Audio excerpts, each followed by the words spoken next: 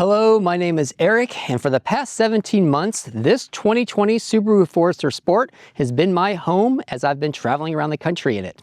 Today, I'm going to give you a full car tour of what it looks like after living in this for the past year and a half. I'm going to show you everything on the inside, like my bed and kitchen setup, and I'm going to show you everything on the outside, like my awning, my Starlink, and my solar setup. So, without further ado, welcome to my crib. So first, I'm going to show you everything on the outside of the vehicle, starting with my solar setup, and then I'll move on to my awning. This is a 400-watt solar panel by Renogy. It is called a solar blanket because it's like this big flimsy blanket thing that I just usually drape over the hood of my car like this to get solar, but it does have all these hooks located all throughout the panel, and you can hang this from a tree, or you could drape this over the side of your vehicle, and you could charge your portable power station that way. So I'll show you my portable power station in a minute.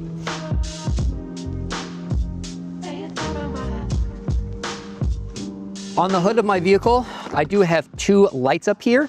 These lights are angled off to the side so that when I come into these open public land areas like this, I do a lot of dispersed camping for sleeping spots. I can see off to the sides late at night, and I can get to my camp spot a lot easier. The headlights on this car are all LEDs, and they're quite bright and allow me to see in front of me very well, but I just can't see off to the side of me very well. And a lot of these narrow roads, it's really hard to see when you're out here at night. So these two lights right here give me like 180 degrees of lights all in front of the vehicle, and I love having these.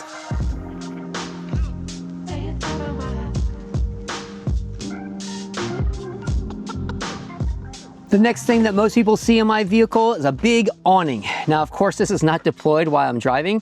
I just have it set up now because I'm in the middle of a desert and I want to show it to you. But this is a 180-degree awning by Open Road, and I love this thing. It has been an absolute game changer when it comes to being in these big remote areas like this, especially during the summer. And it's even great at night because there's actually built-in lights here in these bars, one in front of me, one behind me, and that means I can actually sit out here at night and eat my meal or have a drink.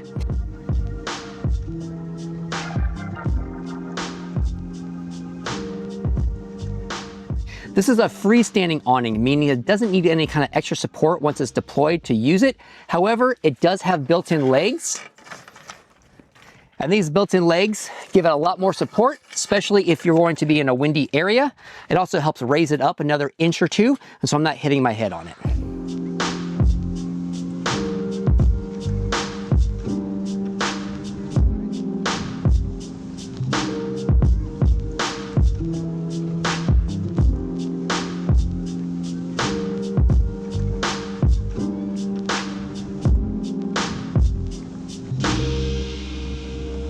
Another thing you'll see on the outside of my vehicle is this area right here. I have Starlink Mini and I have a propane tank. The propane tank is there to allow me to cook. I'll show you my kitchen setup in a minute, and I'll show you how this is held on in a minute. The Starlink is so I can work. I do video editing for a living for the YouTube channel, but also I do freelance video editing for clients. And now that allows me to be in these remote areas much longer, and I can still work. You'll see that this is actually kind of floating here on the side, and that's because I don't have any room to mount this thing on my roof bars. I have a big roof box and a lot of other stuff up there. So I actually have this mounted on a spatula. And that's because a spatula is pretty rigid and it has a little bend, and I can actually put this right in here and it stays pretty well. And I'll show you my portable power station in a minute, but my Starlink allows me to connect right to that to get power for off-grid working. When I bought the Starlink, I actually bought this device right here, not the spatula, but this right here, which is sold by Starlink directly, and it was under $30, and it's designed to mount to your roof bars so that you can mount your Starlink, like I said, on top of your roof. However, I have so much stuff up there I can't, so that is what is mounted to the spatula in order to make this whole thing work. My propane tank is held onto the side of my vehicle by something called a rack wing. This is sold by Orbis Overlanding. It is specifically made for Subarus, although I'm sure you could use this on a lot of other SUVs. And it's a pretty simple thing. It mounts U-bolts to your roof bars across the top, and it has a big suction cup that sticks to the side of the window. And this is specifically kind of made for Rotopak's water containers, which I do have, but my awning actually interferes with that, so I can't mount my Rotopaks right now. now. So my Rotopacks are actually just in my car, which I'll show you a little bit later where I keep my water. But the other one I use to keep my propane, because I'll show you my kitchen in a second. I wanted my propane out of my cars for safety reasons. I didn't want something kind of propane in the vehicle all the time. Plus, this is a big bulky thing. I wanted it out of the vehicle, and I wanted something easy setup when I go to cook. I didn't want to take 10 minutes to set up my kitchen. This mount right here allows me to start cooking in literally only 30 seconds. The back of the car is easily where I spend most of my time. I'm going to show you my kitchen setup in a minute. This is also how I get in and out of the vehicle for sleeping. My kitchen is a car kitchen made by Shawwagon. I got this on Amazon. I think it was under $400. It gives me plenty of prep space up here. And I have a 2-burner stove here. I personally needed a 2-burner stove. I do a lot of meals where I often have, rice and something cooking, but I also have like a protein like chicken or something else cooking over here. So I like having the 2-burner. And then all I have to do is connect this propane hose to the side. Like I said, I'm cooking in like 30 seconds. The other cool thing about this kitchen, it has this little drawer here where you can keep all sorts of utensils. I mostly have knives and spatulas and things in here. I'll show you where I have my actual silverware here in a second. This prep area is nice and big for me to get some food going. I have a cutting board area here so I can cut up some veggies and stuff and just throw that into pots and pans that I'm cooking in. So this kitchen I love. I've had it for a year and a half. It's held up very, very well. The area above my kitchen is my dry goods container. This is a car organizer, and it served to be perfect for me because it has kind of like compartments. There, you can't see it on camera very well, but there's an area right here, there's an area right here, area back here, area up here. There's all these pockets everywhere. So I'm able to put all sorts of things up there. I have things like spices up here. I have cooking oils. I have some fruit up here. I have just cups. I have all sorts of just dry goods area up here. I'll show you in a second my car fridge. I also have a couple plates, cleaning brushes, barbecue lighters, and here is where I keep my silverware. It's actually in an old cup holder that I wasn't using. So this is designed to keep a water bottle cold during the day. I needed this to put all my forks and knives and spoons in. My spoons actually go facing up, but my knives and my forks go facing down, because this area is right next to my bed and I didn't want a fork or a knife sticking up and I get jabbed my leg or something in it. So all that goes down, and because this is neoprene insulated, it serves as a pretty good way to protect it when it's in there. For a mattress, I use a 10-degree sleeping bag by Sea to Summit, and I sleep on something called a deep sleep mattress. Deep sleep mattresses are designed specifically for car campers. They make them for all sorts of makes and models, different Subarus, different Fords, different Toyotas. You can get it for the driver's side, the passenger side.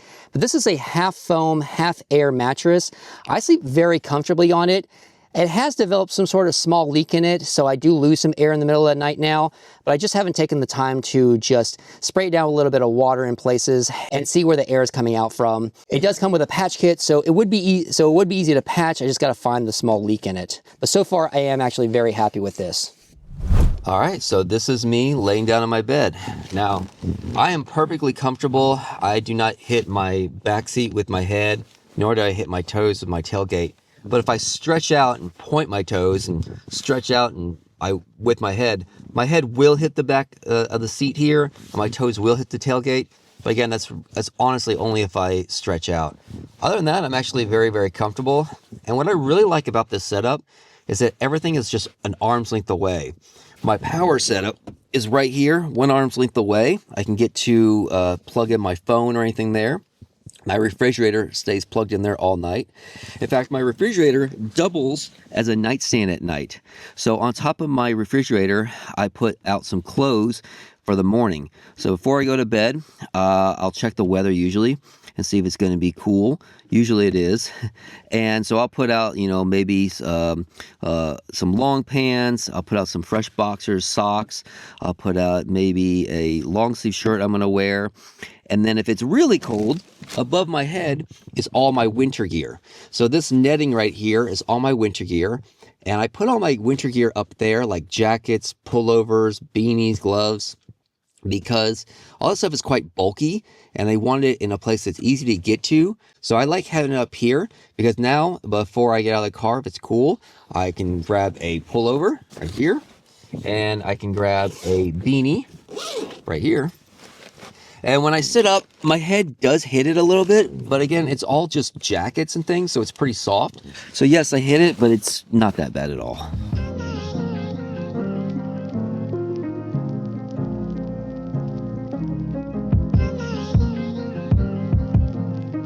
Behind the driver's seat is where I keep my car fridge. First off, this is an EcoFlow Glacier, and it is a dual zone car fridge, so it does a freezer and a refrigerator side. I keep it mostly as a refrigerator side. I also keep it strapped down so that it won't shift in movement, but also just in case I'm ever I need to slam on my brakes to avoid an accident, this thing doesn't pick up with momentum and hit me in the back of the head. I've already loosened them up, so I'm just going to slide that out of the way, and I'll show you the inside of it. So when you want to, you can put this partition down the center and it'll create a freezer on this side and a refrigerator on this side. However, I quite honestly do not find the need for the freezer side at all. I wish I would have gone just with a one big refrigerator and give myself a little more space, but I do like this overall. It has been really, it has served me very well.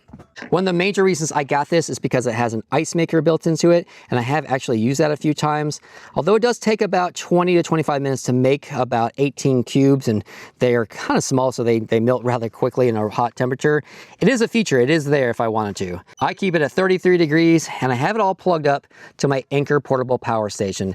And this is what allows me to get off-grid power wherever I go.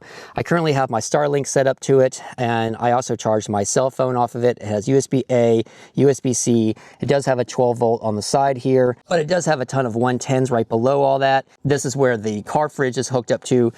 This is a 2000 watt power inverter. I absolutely love this thing. Oh, and it even has a built-in light so you can see in the dark. Another thing I needed to do was protect this from moving around in transit, but also if I ever slam on my brakes, this doesn't come back here and hit me in the back of the head again. So this is also ratchet strapped down. Most of the things in this car are ratchet strapped down, like my car fridge, my battery, and my kitchen back there. Okay, now on the passenger side is where I keep my closet. This is another car organizer. This serves really, really well for a closet because, again, it has those sections. So I have a section over here where I mostly keep pants, even though I do have a shirt here right now. And then on this side, I do keep more of my tops and shirts over here. Again, it has some pockets in here, so this is where I keep some socks on the outside here. And then back here, I keep some boxers. I have a water bottle right here. But the thing I like the most about the car organizer is that not only just it has sections for putting, like I said, all my tops on one side, all my bottoms on another side, and socks and underwear and all these little pockets, but it also has handles, one on this side, and there's one over there. So I can actually lift out my entire closet and place it on top of my bed. And this way, if someone needed to get in the car and ride with me, my passenger seat is a full passenger seat. Someone can ride with me if they need to. And below the closet is where I keep some extra shoes. These are my shoes that I normally wear. Now I put all my shoes in these shower caps because it keeps all the dirt from the bottom of the shoes out of my car. So I actually have some camp shoes that are doing the same thing.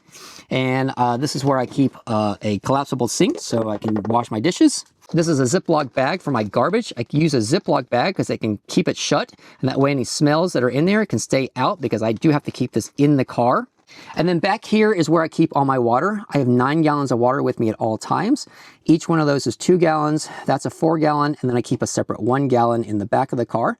These are my roto packs, and I used to have those mounted here on the side of the vehicle, but ever since I got the awning, unfortunately, it doesn't allow me to put my roto packs. So that's why the roto packs are up here.